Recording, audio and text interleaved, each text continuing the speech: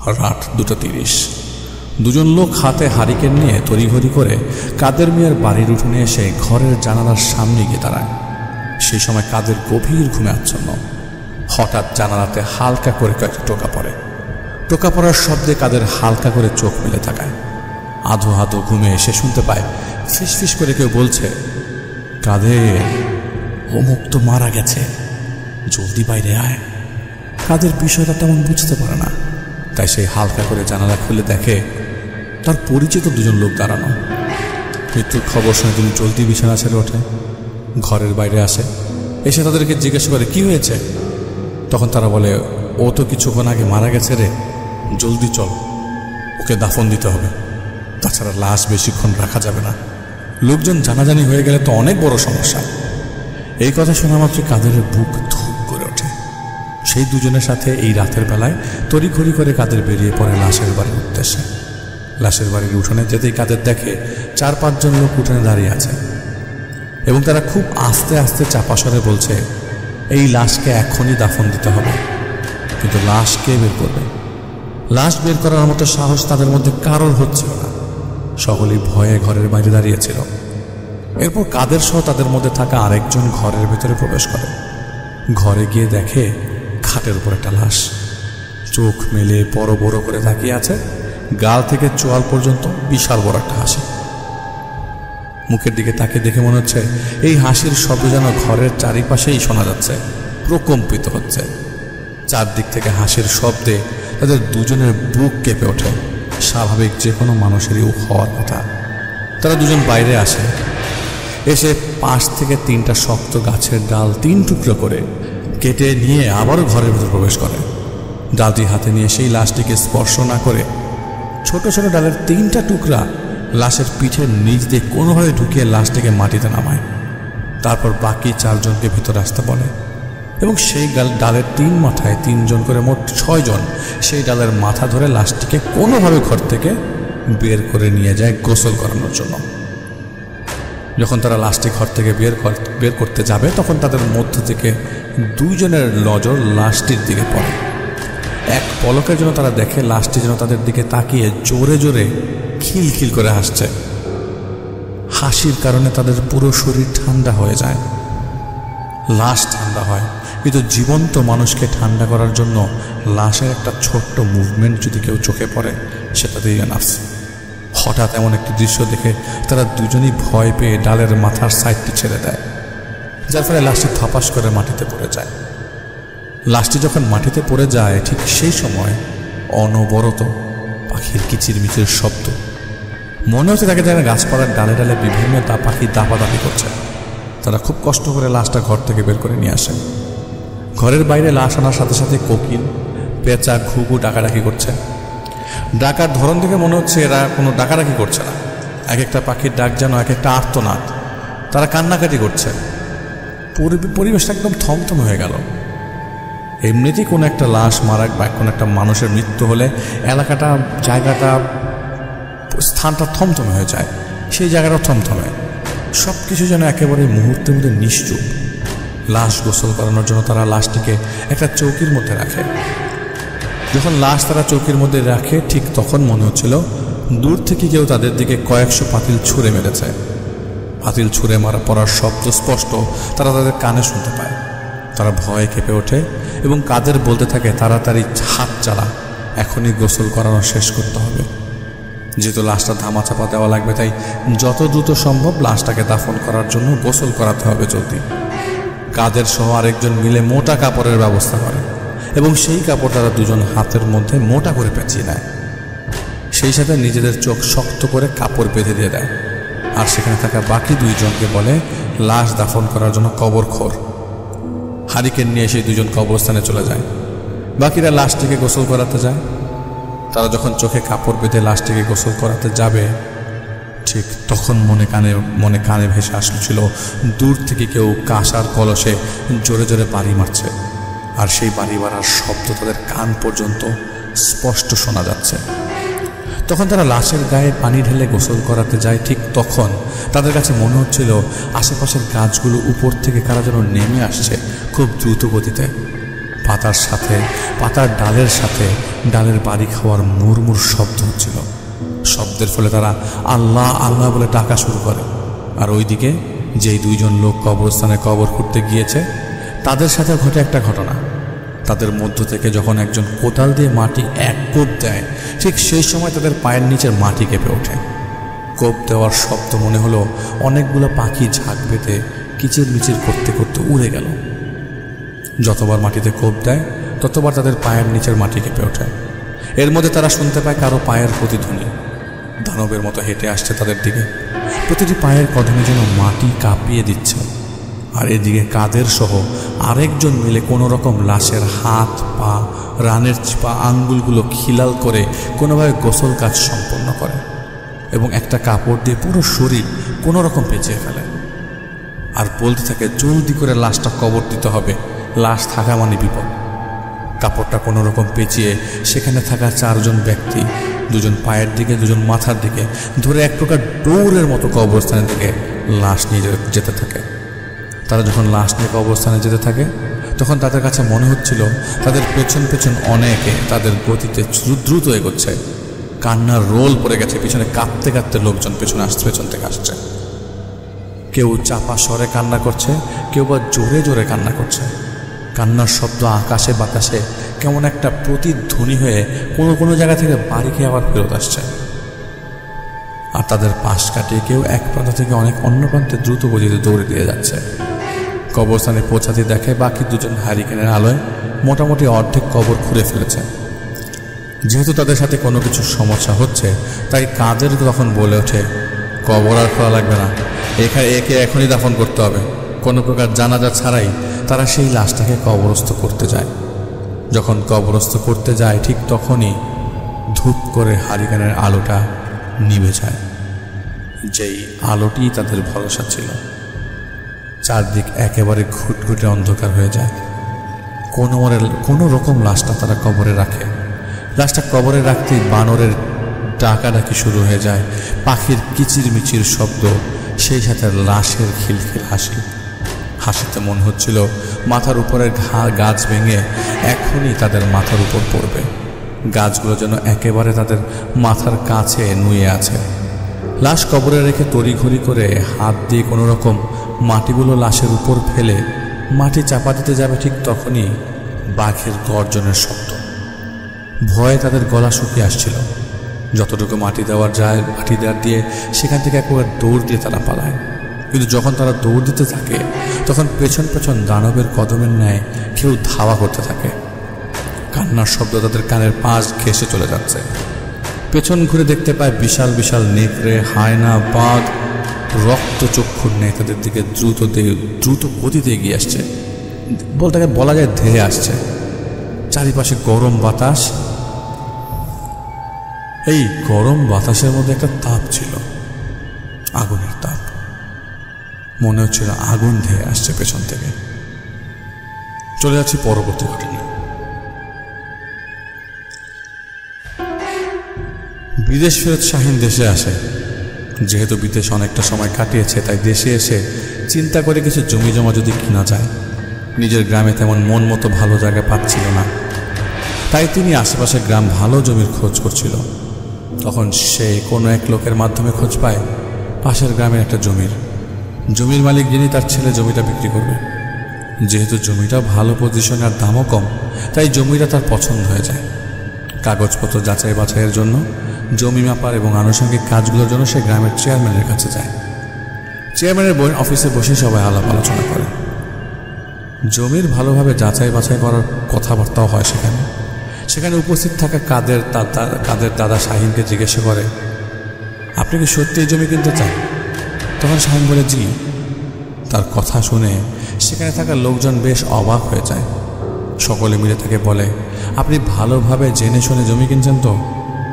আসলে সবাই তাকে ইশারা ইঙ্গিতে কিছু বোঝাতে চাচ্ছিল, তাকে সাবধান করতে চাইছিল। কিন্তু তখন শাহিন তাদেরকে সাথে সাথে জানায় যে সে সব জেনে শুনে বুঝেই জায়গাটা কিনতে যাচ্ছে। আর আগেই যেহেতু মালিকের ছেলে তাকে বলেছিল যে এই জমি নিয়ে মানুষ নানা রকম কুসংস্কার বলে বেড়ায়, তাতে যেন শাহিন কান না দেয়। তাছাড়া এই জমির মালিকের ছেলে জানায় যে এই জমি নিয়ে সবাই হিংসা করে। যেহেতু শাহিন আগে থেকেই জানতো গ্রামের লোকজন এই ধরনের কথা বলবে, তাই শাহিনও মনে মনে ভাবলো যে সবাই তাকে জমিটা না কেনার জন্য এমনভাবে প্রশ্ন করছে কেন, যেন সে জমিটা কিনতে না পারে এবং জমিটা চাওয়াটা তো অনেক বড় অন্যায় হয়ে গেছে। শাহিন তখন সবাইকে জানায় যে সে যা করছে ভেবেচিন্তে করছে। সেখানে থাকা সবাই সবার সম্মতিক্রমে শাহিন জমিটা কিনে নেয়। জমি জমা কেনার শেষে এখন তো আর জমি ফেলে রাখা যাবে না, এটাতে কাজ করতে হবে, ঘর বাড়ি করতে হবে। যখন সে ঘর বাড়ি করতে যাচ্ছে তখন মানুষজন তাকে নানা রকম বাধা দিত। সে সেসব কথায় আর কোনো পাত্তা দিত না। জায়গাটা দেখে বোঝা যাচ্ছে যে এখানে অনেকদিন কোনো মানুষের বসবাস নেই।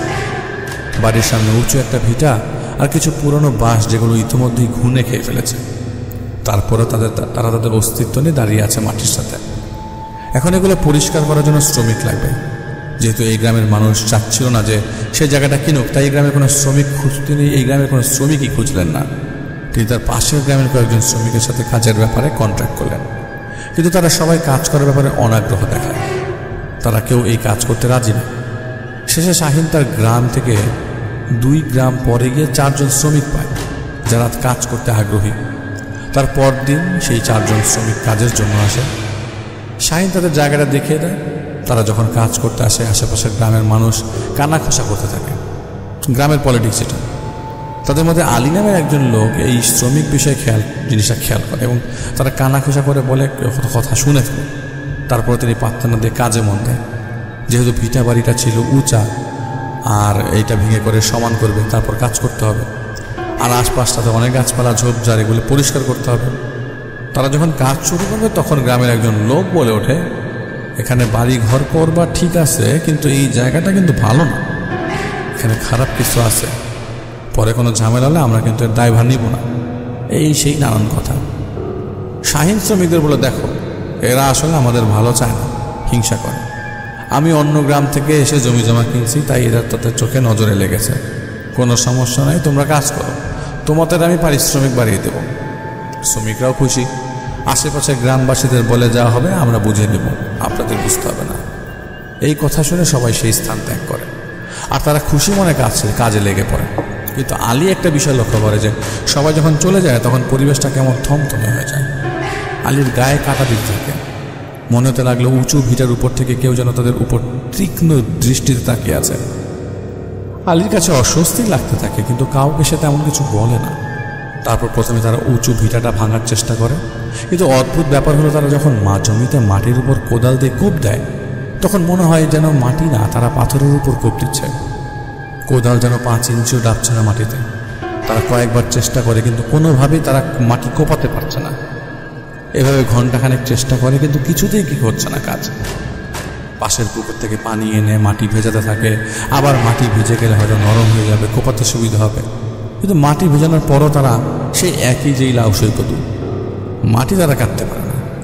মাটি কাটার কাজ অফ করে তারা মাটির উপর থাকা ঘুনে খাওয়া খুঁটি সরাতে যায়, কিন্তু সেখানেও একই অবস্থা।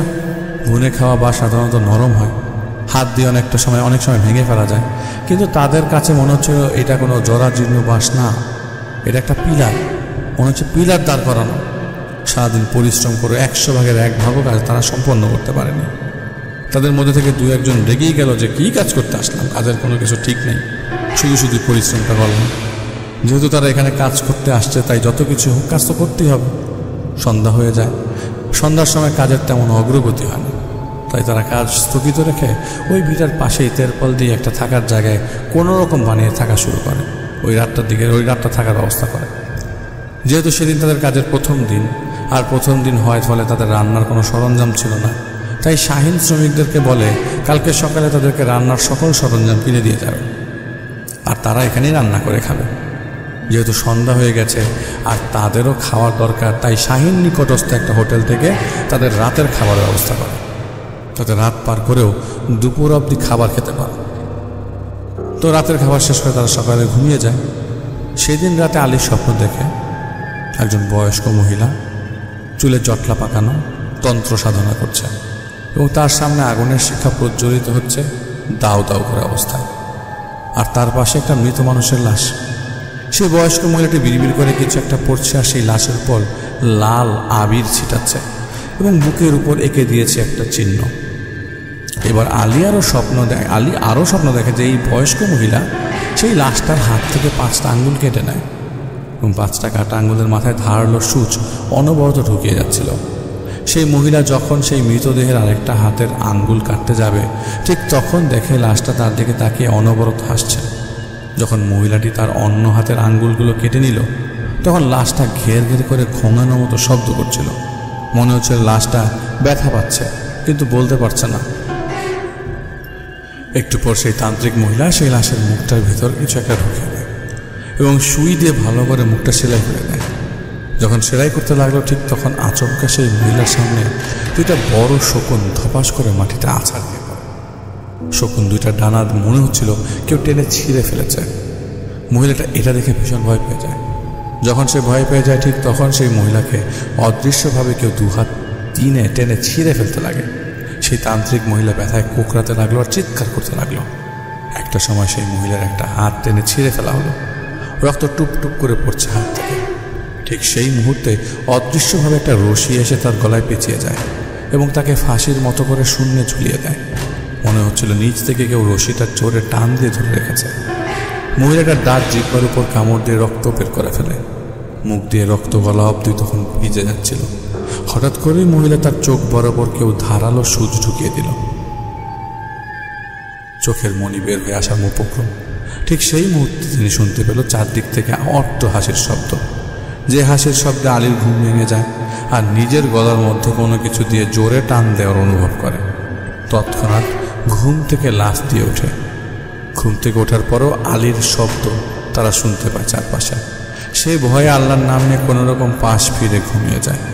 যেহেতু গ্রামের মানুষ তাই তারা সকলেই ফজরের পরপরই ঘুম থেকে ওঠে সকালের নাস্তা শেষ করে রং চা এবং বিস্কুট দিয়ে। কিন্তু আলী যখন চা খেতে যায় তখন আলীর মনে হতে থাকে এগুলা চা না, তাজা রক্ত। ভালো করে বোঝার জন্য কাপটা সামনে এগিয়ে নেয়, কিন্তু আলীর কাছে মনে হলো ধোয়ার সাথে কিছু একটা যেন মুখ হা করে তার মুখের ভিতর ঢুকে গেছে। আলী ভয় পেয়ে যায়, চায়ের কাপ ফেলে দেয়। এইটা দেখে বাকিরা জিজ্ঞাসা করে কি হয়েছে, কিন্তু আলী কাউকে তেমন কিছু বলতে পারে না। পরে তারা তাদের কাজ করার জন্য প্রস্তুতি নেয়। যখন তারা পুনরায় কাজ করতে গেল এবং উঁচু ভিটাটায় যখন তারা আবার একটা কোপ দিতে গেল তখন আলীর কাছে মনে হলো মাটির উপর যেন দানবীয় বড় বড় চোখ তার দিকে তাকিয়ে আছে। তিনি দ্বিতীয়বার মাটি কোপ দিতে গেলেন, তখনও মনে হলো আশপাশ থেকে অনেকগুলো চোখ তাদের উপর তীক্ষ্ণ দৃষ্টিতে তাকিয়ে আছে। আলী মাটিতে আর কোপ দেওয়ার মতো সাহস পেলেন না। তার কাছে মনে হতে লাগলো পেছনের গাছগুলো যেন তাদের দিকে হেঁটে আসছে এবং গাছগুলো তাদের খুব নিকটবর্তী চলে এসছে। আলী পেছনে তাকায়, তার কাছে মনে হচ্ছিল গাছগুলো হাঁটাহাঁটি করছে। ভয় পেয়ে খানিকটা তিনি পেছনে সরে যায়। ভালো করে তাকিয়ে দেখে সব ঠিক আছে, কিন্তু তারপরে তার কাছে কেন যেন সব কিছু অস্বাভাবিক লাগছিল, অস্বস্তি লাগছিল। এক প্রকার না পেরে সে তার রাতের স্বপ্নের কথা বাকিদের সাথে শেয়ার করে ফেলে, কিন্তু বাকিরা তার কথায় অট্ট হাসি দিয়ে উড়িয়ে দেয় আর বলে মানুষের কথা কানে নিয়েছিস তো এমন স্বপ্ন দেখেছিস? এখানে আসার পর থেকে তো মানুষ নানা রকমের কথা বলি করছে, এই জায়গা ভালো না, ওই জায়গা ভালো না, কিন্তু এখানে আসার পর তো আমরা তেমন কিছু দেখলাম না।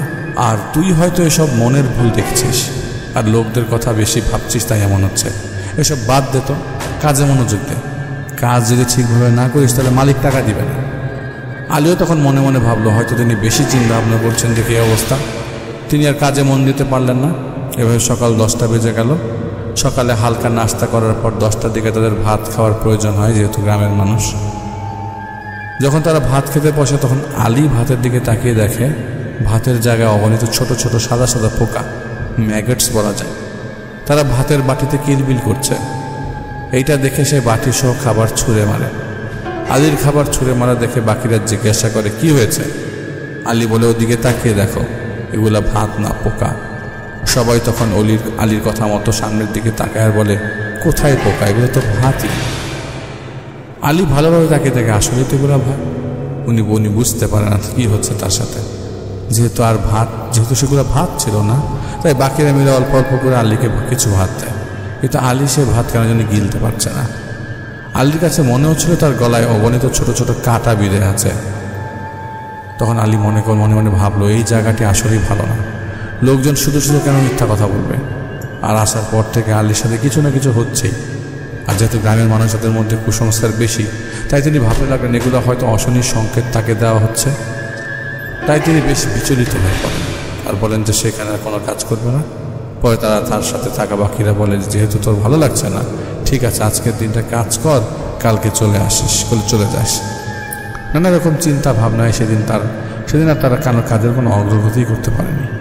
বিকেলে সন্ধ্যা ঘনিয়ে আসে। যেহেতু রাতের বেলা খাওয়া দাওয়া করা লাগবে, তাই আলী ভাত রান্না করতে চায়। ভাতের চাল ধুয়ে চুলার মধ্যে বসিয়ে দিয়ে আগুন জ্বালানোর চেষ্টা করতে থাকে আলী। তখন দেখে কোনোভাবেই আগুন জ্বালাতে পারছে না। হুট করে আলীর সামনে চোখে পড়ে যে ভাতের পাতিল চাল শোকে উল্টিয়ে দিয়েছে আর পানি সহ চাল চুলার মধ্যে পড়ে গেছে। আলী দেখে ভয় পায়।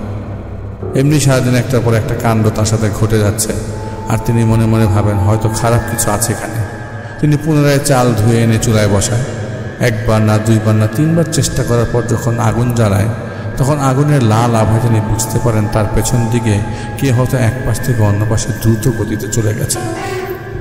তিনি পেছনে ফিরে থাকেন, ভয়ে বুকে থুতু দেন এবং দেখেন কিছুই নেই। তিনি যখন সামনের দিকে তাকান, তখন দেখেন চুলার আগুন নিভে গেছে। দ্বিতীয়বার তিনি আবারও চুলার আগুন জ্বালায়। এবার তিনি চুলার আগুনের আলোয় দেখতে পায় সামনের গাছের উপর বিশ্রীভাবে কেউ একজন দাঁড়িয়ে আছে বিকট হাসি দিয়ে। আলী সাথে সাথে তার পাশে থাকা লোকদেরকে ডাক দিলেন এবং বললেন, দেখ দেখ দেখ, সামনে একজন লোক দাঁড়িয়ে আছে। সবাই তাকে বলে, তোর মাথাটা গেছে পুরা, কই সামনে তো কেউ নাই।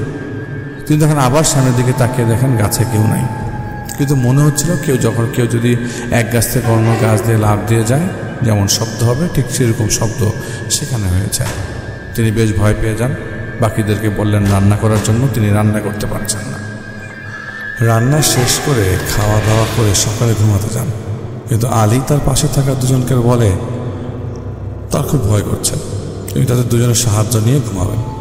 বাকি দুজন তার এই কথা শুনে বেশ ঠাট্টা তামাশা করে। তারপর বলল, আচ্ছা ঠিক আছে, তোর যেভাবে ভালো হয় সেভাবেই ঘুমো। তিনি দুজনের মাঝখানে ঘুমালেন, কিন্তু তার মনের মধ্যে তখনও বেশ ভয়ে একটা শরীর কাঁপছিল, এরকম অবস্থা ছিল, বুক কাঁপছিল। 1 মিনিটের জন্য তার কাছে মনে হলো তার ঠিক পা বাড়ার বিভৎসে কেউ দাঁড়িয়ে আছে। তিনি আল্লাহর নাম নিয়ে ঘুমিয়ে যান। সকালে উঠে বাকিরা আলীকে দেখতে না পেয়ে ভাবেন হয়তো জলদি উঠে গেছে আর কাজে লেগে পড়েছে। কিন্তু অনেকক্ষণ আলীর খোঁজাখুঁজি করার পর খোঁজ না মিললে তাকে এবার সকালে বেশ চিন্তায় পড়ে যান যে কোথায় গেল, কিন্তু কোথাও আলীকে খুঁজে পেল না। খুঁজতে আস্তে একটা পর্যায়ে গিয়ে দেখে পাশের ঘন জঙ্গলে তার ফাঁস লাগানো ঝুলন্ত লাশ গাছের উচ্চস্থানে ঝুলছে। এত উচ্চস্থানে ফাঁস লাগানো কারো পক্ষে যাওয়া সম্ভব না এখন এত তাড়াতাড়ি। ভয়ে তারা কেউ গাছ থেকে লাশ নামায়নি। গ্রামের লোকজনের মধ্যেও জানাজানি হয়ে যায়। নিকটস্থ পুলিশ খবর দেওয়া হলে সে সাথে শাহিনকেও। পুরো গ্রাম তখন হইচই পড়ে যায়। অনেকে বলে থাকে, আগেই বলেছিলাম এই জায়গায় ভালো না। পুলিশ এসে লাশ গাছের উপর দেখে বেশ অবাক হয়ে যায়। কোনো রকম তারা লাশটাকে নামিয়ে নিয়ে আসে এবং তত দুজনে নিয়ে যায়। পাশে থাকা মুরব্বীরা শাহিনকে বলতে থাকে, আমাদের কথা শোনোনি, বলেছিলাম এই জায়গাটা ভালো না, এখন খারাপ কিছু হয়েছে। আমাদের কথা না শোনার ফলে আজ একটা প্রাণ চলে গেল। বাকি শ্রমিকরাও আলীর মৃত্যু দেখে ভয়ে তারা সাফ জানিয়ে দেয় তারা আর এখানে কাজ করবে না এবং তারা আজই চলে যাবে এখান থেকে। নানা রকম পুলিশের ঝামেলা মিটাতে রাত হয়ে যায় শাহিনের। সেদিকে বাসায় ফিরতে না পারে না। তখন তারা শাহিনকে বলে যে যেহেতু অনেক রাত হয়ে গেছে আর জায়গাটাও ভালো না, এত রাতে তোমাকে একা বাসায় যেতে হবে না, আজকে আমাদের বাসায় রাত কাটিয়ে কালকে সকালে চলে যায়। শাহিন কাদের দাদার বাসায় খাওয়া দাওয়া শেষ করার পর শাহিন কাদের দাদাকে জিজ্ঞাসা করে, দাদা জায়গা তো কিনলাম, কিন্তু আপনার যেহেতু জায়গা কেনার আগে বলছিলেন কিছু সমস্যা আছে, জায়গাটা নিলে যেন ভাবনা ফ্রি থাকি। তো যে চিন্তা ভাবনা করে কিনি, আসলে দাদা জায়গাটার মধ্যে কীভাবে সমস্যা হয়েছে আমাকে কি বলা যায়? তখন কাদের দাদা খানিকটা চিন্তা ভাবনা করে বলেন, আচ্ছা শোনো, তুমি যে ভিটাটা বা জমিটা কিনেছ সেটা জমিটা ছিল রত্না পাগলের। আসলে রত্না প্রথমত পাগল ছিল না, আস্তে আস্তে সে পাগল হয়ে যেতে তার নাম হয়ে যায় রত্না পাগলে। এই রত্নার এক ছেলে 2 মেয়ে 2টাকে বিয়ে দিয়ে যায়। ছেলে চাকরির জন্য শহরে চলে যায় আর সেখানে থাকতে শুরু করে। এরপর থেকে রত্না আর তার স্বামী সেখানে বসবাস করতে থাকে। একটা সময় রত্নার স্বামী নানা রকম অসুস্থতার ফলে মারা যায়। একা হয়ে যায় রত্না। রত্নার স্বামী মারা যাওয়ার পর থেকে মাঝে মাঝেই রত্না গায়েব হয়ে যেত। 2 মাস 3 মাস পর পর সে বাড়িতে ফিরে আসতো। আর যখন সে বাড়িতে আসতো তখন দেখে মনে হতো যে সে ভিক্ষা করেছে এতদিন। অনেকটা ছেঁড়া ফাড়া নোংরা কাপড় পরে থাকতো শরীরে। কী খেত না খেত তা কারোরই আসলে জানা ছিল না। এভাবে কেটে যায় 2-3 বছর। একদিন রত্না প্রায় 7 মাসের মতো গায়েব হয়ে যায়। তাতে কোনো হদিস ছিল না। অনেকে ভাবে যে হয়তো রত্না মারা গেছে, তার লাশ হয়তো কোথাও মরে পড়ে পচে আছে। কিন্তু সকলের চিন্তা চেতনার ঊর্ধ্বে গিয়ে একদিন রত্না বাড়ি ফিরে আসে। রত্না এবার বেশভূষা একদম পরিবর্তন। তাকে দেখে মনে হচ্ছে অনেকটা তান্ত্রিক ধরনের। নাকে 2 পাশে 2টা নথ, মাথায় চুলের জট, কপালে কয়েকটা চিহ্ন, হাতের বাহুতে নানা ধরনের কড়ি লাগানো পেঁচানো, গলায় কড়ির মালা। তার এই পরিবর্তন দেখে সকলে অবাক হয়ে যায়। ভাবে তারা হয়তো মাথা খারাপ হয়ে গেছে। কিন্তু একটা সময় রত্না পাগলি মানুষের ছোট ছোট সমস্যার সমাধান করে দিতে পারত। এই যেমন ঝাড়ফুঁক, জিন ঘটিত সমস্যা, জিন সরানোর সব কাজ তিনি করতে লাগলেন এবং মোটামুটি মানুষও তার কাজের সুফল ভোগ করতে লাগলো। এর মধ্যে একদিন রত্না পাগলির কাছে একজন 7 মাসের গর্ভবতী মহিলা আসে তার সমস্যা নিয়ে। সে জানায় এর আগে তিনি 2-3 বার বাচ্চা নিয়েছিলেন। ঠিক 7 মাসের সময় বাচ্চা নাকি প্রতি রাতেই ঘুমের মধ্যে একটি স্বপ্ন দেখেন। কেউ নাকি বলে, তোর বাচ্চাটা আমাকে দিয়ে দে, এই বাচ্চা তোর না, আর এই বাচ্চা জন্ম নিল, এই বাচ্চাকে আমি আমার সাথে নিয়ে যাব। আর নাকি বলতো যে মেরে ফেল তোর পেটের বাচ্চাকে। স্বপ্নের মধ্যেই নাকি তিনি এ প্রকার বাধ্য হয়ে নিজের পেটে নিজেই ঘুষি মারতেন। ঘুষি মারার ফলে আমার পেটের বাচ্চারা অত্যন্ত নড়াচড়া করতো। যখন অতিরিক্ত নড়াচড়া করতো তখন স্বপ্নের মধ্যেই নাকি তার গর্ভপাত হয়ে যেত। ঠিক তখন তিনি জাগ্রত হয়ে পড়েন এবং জাগ্রত অবস্থায় বাচ্চার অতিরিক্ত নড়াচড়া অনুভব করতেন। একটু পর সব কিছু ঠিক হয়ে যেত। তার পেটের মধ্যে কেমন একটা ব্যথা অনুভব করতেন। স্বপ্ন ভয়ে বিষয়টি তেমন পাত্তা দেয়নি। কিন্তু বাচ্চা যখন ভূমিষ্ঠ হতো তখন তার পিঠে শরীরে এক প্রকার কালশিটে নীল বর্ণের দাগ তিনি দেখতে পেতেন। আর বাচ্চা জন্ম হওয়ার সাথে সাথেই মারা যেত। এভাবে আমার 2টা বাচ্চা নষ্ট হয়ে যায়। আর বাচ্চা যখন পেটে আসে ঠিক 7 মাসের সময় থেকেই আমি একাই স্বপ্ন দেখতে থাকি। এখন আমার গর্তে 7 মাসের বাচ্চা, ইদানিং আমি সে একই স্বপ্ন দেখছি। আমার এখন ভয় লাগছে, আগের বাচ্চার মতো যদি এই বাচ্চা মারা যায় তাহলে কীভাবে বাঁচব আমি। তখন রত্না পাগলি সব কথা শুনে বলে যে তুই চিন্তা করিস না, দেখি আমি কি করতে পারি, দেখা যাক। 2-3 দিন পর সেই গর্ভবতী মহিলা রত্না পাগলির কাছে আসে। রত্না পাগলি জানায়, তোর উপর খবিশ নজর দিয়েছে, তোর বাচ্চা দুনিয়ায় ভূমিষ্ঠ হতে দিবে না। তুই যতগুলো বাচ্চা দিবি সবগুলো নিয়ে নিবে, মেরে ফেলবে। আমি ওরে বসে নিয়ে আসছি, ও আর তোর কোনো ক্ষতি করবে না। এই তাবিজটা তোর হাতের বাহুতে বেঁধে রাখবি যতক্ষণ তোর বাচ্চা ভূমিষ্ঠ না হয়। বাচ্চা ভূমিষ্ঠ হওয়ার পর যদি কোনো সমস্যা হয় তাহলে আমার কাছে আসিস। আর 2 মাস পর সেই মহিলা একটা কন্যা সন্তানের জন্ম দেয় এবং সুস্থভাবে জন্ম দেয়। আর তার কোনো সমস্যা হচ্ছিল না। এই ঘটনার পর রত্না পাগলির এক প্রকার নাম সারা গ্রামে শুনে পড়ে। দূর দূরান্তর থেকে লোকজন আসতে শুরু করে বিভিন্ন সমস্যা নিয়ে। আরেকদিন পাশের গ্রাম থেকে কিছু লোক আসে তাদের গ্রামের সমস্যা নিয়ে। তারা জানায় কিছুদিন আগে তাদের গ্রামে একটা মেয়ে ছিল, মারা গিয়েছে। আর সেই মেয়েটিকে দাফন কার্য করার জন্য ওইদিকে দাফন কাজ শেষ করার পর তাদের গ্রামে টুকটাক কিছু সমস্যা লেগেই থাকতো। রাতে সেখান থেকে কেউ যাতায়াত করতে পারতো না। তখন নাকি সেই মেয়েটাকে দেখা যেত গাছে ঝুলন্ত অবস্থায়। আবার কেউ নাকি স্বপ্নেও সেই মেয়েটাকে দেখতে পায়। এর মধ্যে একদিন স্বপ্ন দেখতে পায় সেই মেয়েটার কবর আধ ভাঙা এবং সেখান থেকে কাফনের কাপড় অর্ধেক বের হয়ে গেছে। লোকটা তার স্বপ্নের কোনো মানে বুঝতে পারেন না। পরদিন সকালে সেই বিষয়ে সবাইকে বিষয়টি জানায়, কিন্তু সবাই বিষয়টি পাত্তা দেয় না। একে করেই সেই গ্রামের 20 থেকে 25 জন সেই একই স্বপ্ন দেখে। পরে সকলে বিষয়টা আমলে নেয়, কারণ একজন মিথ্যা বলবে, সবাই তো মিথ্যাটা বিশ্বাস করবে না, সবাই তো মিথ্যা বলবে না। তাদের কথা অনুযায়ী তারা সেই মেয়েটির কবরের সামনে যায়, কিন্তু গিয়ে দেখে সব কিছু ঠিক আছে। তবে এর মধ্যে আরেকটা ঘটনা ঘটে।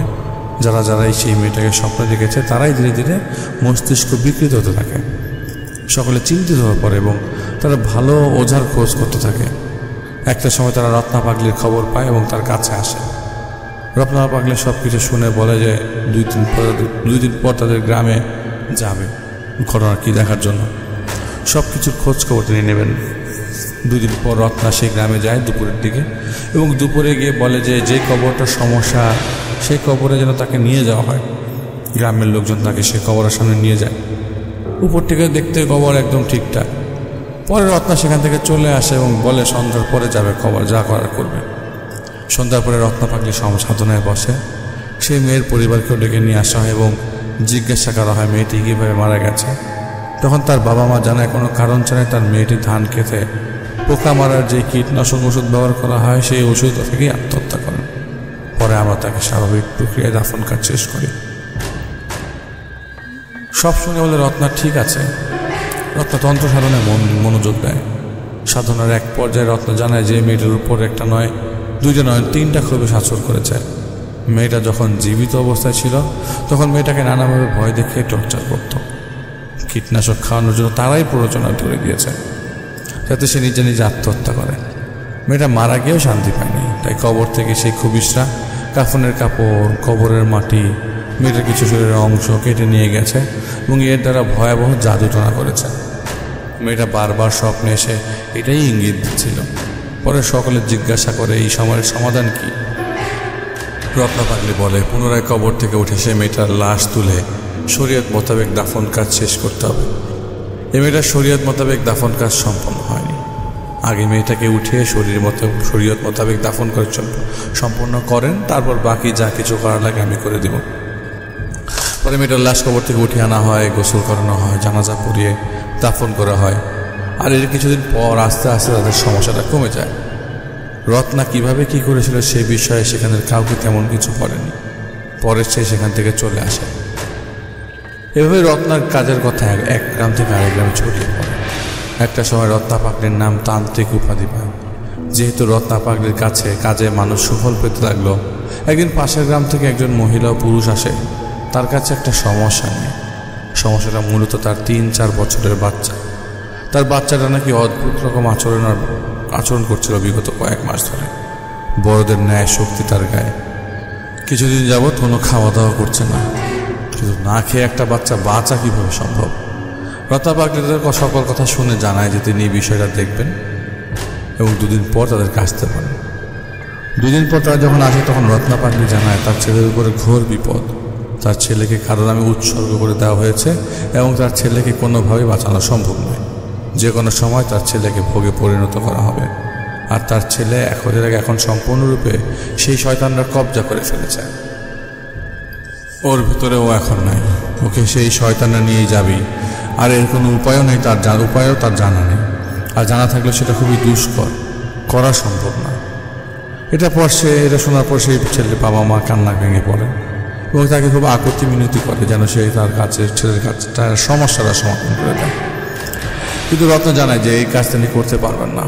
এইভাবে প্রায় প্রতিদিনই সেই ছেলের পিতা মাতা রত্না পাগলির কাছে আসতো এবং তার ছেলের সমস্যার সমাধান করার জন্য রিকোয়েস্ট করত। কিন্তু রত্না পাগলি প্রতিবারই তাদেরকে জানিয়ে দিত যে তিনি কাজ করতে পারবেন না। একটা সময় সেই ছেলের পিতা মাতা রত্না পাগলির হাতে পায়ে ধরে এবং বলে তার এই ছেলে ছাড়া তাদের আর কেউ নাই। এখন তিনি যদি সমস্যার সমাধান না করেন তাহলে তারা মারা যাবে। পিতা মাতার কান্না রত্না পাগলি সহ্য করতে পারেননি।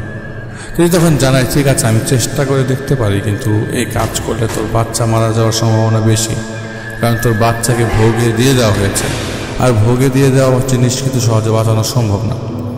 তখন তার পিতামাতা বলে যে অন্তত শেষ চেষ্টা তো করতে পারি। তখন রত্না পাগলি জানায় দেয় যে অমুক দিন অমুক সময় কিছু জিনিস নিয়ে তাদের সামনে হাজির হতে হবে। তারা 3 দিন পর মধ্যরাতে সেই ছেলের পিতামাতা সহ সেই ছেলেকে নিয়ে রত্না পাগলির বাড়িতে আসে এবং রত্না পাগলির বলা সকল জিনিসপত্র নিয়ে আসে। বিড়বিড় করে রত্না পাগলি কিছু মন্ত্র পড়তে থাকে।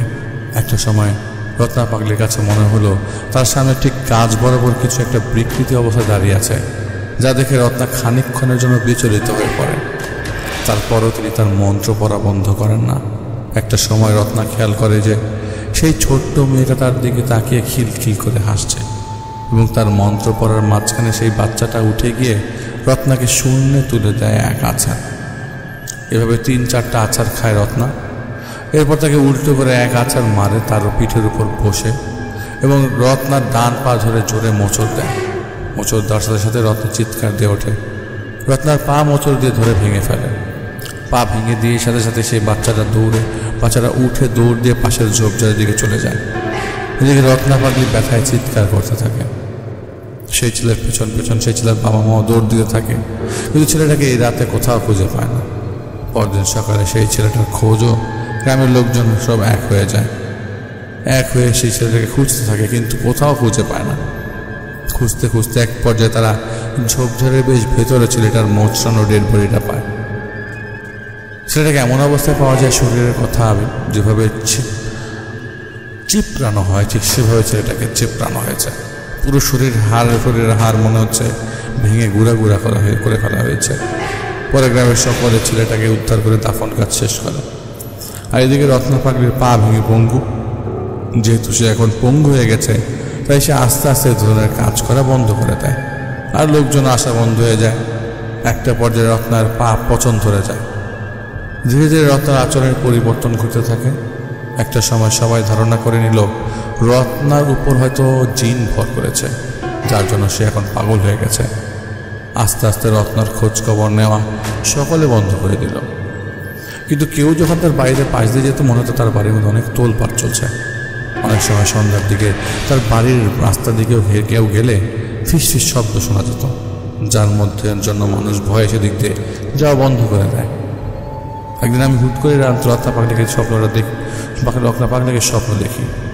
রত্না পাগলির স্বপ্নে আমাকে এসে বলছে, কাদের, আমি তো মারা গেছি, আমার লাশটা পচন ধরে যাবে, আমার তাড়াতাড়ি নিয়ে দাফন করার ব্যবস্থা কর। এই স্বপ্ন দেখার পর আমি ভাবি হয়তো খারাপ কোনো স্বপ্ন দেখেছি, তেমন আর গুরুত্ব দিইনি। কিন্তু এভাবে 3-4 দিন আমি সেই একই স্বপ্ন দেখি। রত্না পাগলি এসে বলতেছে, কাদের, আমাদের দাফনের ব্যবস্থা কর, আমি তো মরে গেছি, কাদের, আমার দাফন দেওয়ার ব্যবস্থা কর। একই স্বপ্ন বারবার দেখার কারণে আমি স্বপ্নের মানে বুঝতে পারি না। তাই আমি নিকটবর্তী এক ইমাম সাহেবের কাছে গিয়ে আমার সমস্ত কথা বলি। ইমাম সাহেব আমার সমস্ত কথা শুনে বলে, যেটা আপনি এই স্বপ্ন বারবার দেখছেন, তার মানে অবশ্যই স্বপ্নের কোনো না কোনো মানে আছে। আপনি সেই বাড়িতে ঢুকে খোঁজ লাগানোর চেষ্টা করেন রত্না পাগলি কোথায় এবং কি করছে। কিন্তু ভয়ে সেই বাড়িতে যাওয়ার চিন্তা ভাবনা কেউ সহজে করে না। সকলের মনে বিশ্বাস জন্মেছিল, যদি সেই বাড়িতে প্রবেশ করে এবং জিন যদি তাদের উপর ভর করে, এই জন্য তারা কেউ সাহস করে সেই বাড়িতে ঢুকতে চায়নি। কিন্তু হুজুর জোর দিয়ে জানান যে সেই বাড়িতে ঢুকে যদি আসল তথ্য অনুসন্ধান না করেন, তাহলে এই সমস্যার সমাধান হবে না। হুজুর তখন আশ্বাস দিলেন আমার আর লোকজনদের সাথে তিনি থাকবেন। আমি আশ্বাস পেয়ে 4-5 জনকে সেদিন রাতে রত্না পাগলির বাড়িতে পাঠাই। তাদের মধ্যে থেকে একজন ভেতরে ঢুকে খবর আনে রত্না পাগলি বেঁচে নেই, কিন্তু সে খিলখিল করে আসছে আর তার পঙ্গু পাটা পচন ধরে গেছে। সেখান থেকে একজন দৌড়ে আসে আমার বাসায় আর আসতে করে বলে, কাদের, রত্না পাগলি তো সত্যিই মারা গেছে। এই কথা শোনা মাত্র আমি তড়িঘড়ি করে তাদের সাথে বেরিয়ে পড়ি হুজুরের বাড়ির উদ্দেশ্যে। রাতে হুজুরের বাড়ি পৌঁছে হুজুরকে নিশ্চিত করি রত্না পাগলি আর বেঁচে নেই। হুজুর সেই কথা শুনে বলে, যত দ্রুত সম্ভব দাফন কাজ শেষ করতে হবে, না হলে ঘোর বিপদে পড়ে যাবে পুরো গ্রামবাসী। সেই রাতে হুজুর সহ আমরা সবাই রত্নার বাড়িতে প্রবেশ করি। ঘরের ভিতর ঢুকে দেখি রত্না পাগলির একটা প্রায় পচে যাওয়ার মতো অবস্থা। চোখগুলো খোলা অবস্থায় আমাদের দিকে তাকিয়ে খিলখিল করে আসছে। হুজুর তখন দোয়া দুরূদ পড়তে থাকে আর বলতে থাকে, একে যেভাবেই হোক ঘর থেকে বের করে এখানে দাফন করা লাগবে। কিন্তু সকলে ভয় থাকে, যদি রত্না পাগলিকে স্পর্শ করার করলে তার সাথে থাকা শয়তান যদি সকলকে ভর করে। তাই তিনি রত্নাকে স্পর্শ করা না করেই গাছের ডালের সাহায্যে কোনো রকম ঘর থেকে বের করে নিয়ে আসেন। এবং হুজুরের উপস্থিতিতে আমরা আমাদের হাতে মোটা কাপড় পেঁচিয়ে রত্নার কোনোভাবে গোসল সম্পন্ন করি। তারপর তাকে একটা কাপড় পেঁচিয়ে কোনো রকম দাফন কাজ সম্পন্ন করে সেখান থেকে দৌড়ে পালিয়ে আসি। দ্বিতীয়বার পেছনে তাকে দেখার সাহস আমাদের হয়নি। এরপর এভাবে কেটে যায় প্রায় 13 বছর। 13 বছর পর তুমি এই জায়গাটা রত্না পাগলির ছেলের থেকে কিনে নিয়েছ, কিন্তু এই 13 বছরে সেই বাড়ির আশেপাশে কারো যাওয়ার সাহস হয়নি। এখনও রাতে সেই বাড়ির সামনে গেলে মনে হয় অসংখ্য রক্তাক্ত চোখ যেন তাকিয়ে আছে হিংস্র দৃষ্টিতে। এই জন্য তোমাকে না করেছিলাম এই জায়গাটা কিনো না। এখন যদি কিনে ফেলেছ, সেখানে কিছু করার নেই। তবে আমরা যতটুকু বুঝি এই বাড়িতে বড় বড় শক্তির অস্তিত্ব আছে। আর রত্না যেহেতু তন্ত্র সাধনা করত আর নানা ধরনের কাজ করে বেড়াতো, হয়তো তাদের মধ্যে থাকা জিনরা এই বাড়ি কবজা করে ফেলেছে, আর রত্না গায়েব হয়ে ওঠাও যেত তা আমরা আজ পর্যন্ত কেউ জানতে পারতাম না।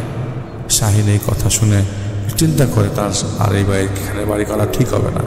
পরদিন সকালে শাহিন কাদের দাদার বাড়ি চলে যায়, কাদের দাদার বাড়ি থেকে চলে যায়। এভাবে কেটে যায় কয়েক বছর। সেখানে কয়েকবার বাড়ি করতে চাওয়া হয়েছিল, কিন্তু বাড়ি তো দূরের কথা, সেই মাটিতে কোপ পর্যন্ত কেউ দিতে পারেনি। এখন সেই জায়গায় অনেক গাছ আর ঝোপঝাড় হয়ে গেছে। দেখে বোঝার উপায় নেই এখানে ভয়ঙ্কর কোনো কিছুর অস্তিত্ব ছিল এবং আছে। থ্যাঙ্কস ভাই যিনি আমাদেরকে ঘটনাটি পাঠিয়েছেন।